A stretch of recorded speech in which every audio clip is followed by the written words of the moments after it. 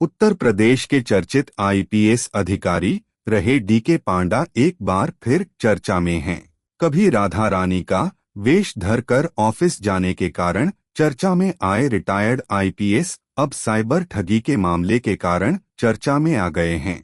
UP police में IG DK पांडा राधा रूप को लेकर खूब चर्चा में रहे थे।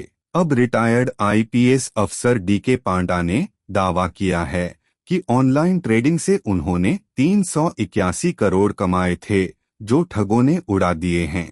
उन्होंने ठगों की एनआईए और सीबीआई से जांच कराने की मांग भी कर दी है। रिटायर्ड आईपीएस अधिकारी डीके पांडा ने 381 करोड़ की ऑनलाइन ठगी का दावा किया है। डीके पांडा का दावा है कि ऑनलाइन ट्रेडिंग से उन्होंने ये पैसे कमाए थे। यह पैसे अब तक उनके बैंक खाते में नहीं आए हैं। अब प्रयागराज में बाबा कृष्णानंद के नाम से रहे डीके पांडा ने धूमनगंज थाने में 381 करोड़ की ठगी का दावा करते हुए एफआईआर दर्ज कराई है। राधा रूप में दफ्तर आने के कारण विवाद में रहने वाले पूर्व आईपीएस अधिकारी ने रिटायरमेंट से 2 साल पहले इस्तीफा दे दिया था। पूर्व आईपीएस डीके पांडा ने दावा किया है कि उन्होंने लंदन की कंपनी में निवेश किया था। निवेश के लाभ के रूप में उन्हें 381 करोड़ रुपए मिले। लाभ की राशि की ठगी कर ली गई है। धूमनगंज थाने की पुलिस ने केस दर्ज कर मामले की जांच पड़ताल शुरू कर दी है।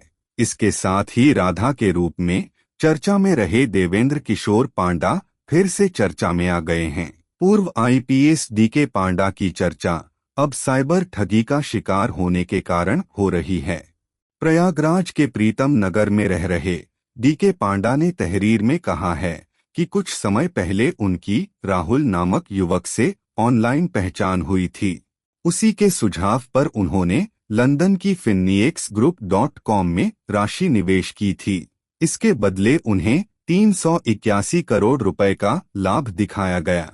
डीके पांडा ने लाभ के रुपए निकालने की कोशिश तो इसमें वे सफल नहीं हुए।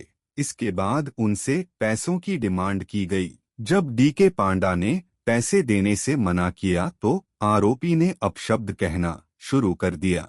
आरोपी ने डीके पांडा का आधार कार्ड, पैन कार्ड, पासपोर्ट जैसे दस्तावेज का इस्तेमाल टेरर फंडिंग में करने और उनकी कमाई के रुपए आतंकियों को देकर उन्हें फंसाने की धमकी तक दे डाली।